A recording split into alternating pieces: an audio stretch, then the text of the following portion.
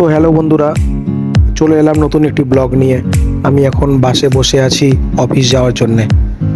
कौन है ये लोग? कहां से आते हैं ये?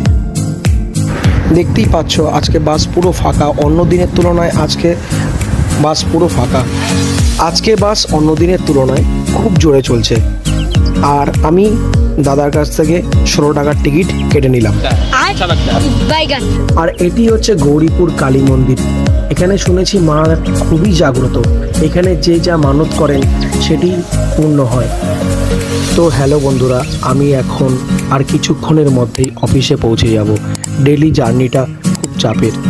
আমি সকালে মাত্র 2 দিন এই দাদার দোকান থেকে টিফিন করি। এই দাদা খুব কষ্ট করে প্রতিদিন। দাদা এখন নান বেলছে আর আমাকে 1 প্লেট পরিবেশন করল। দাদাকে ফোনপেতে পেমেন্ট করে আমি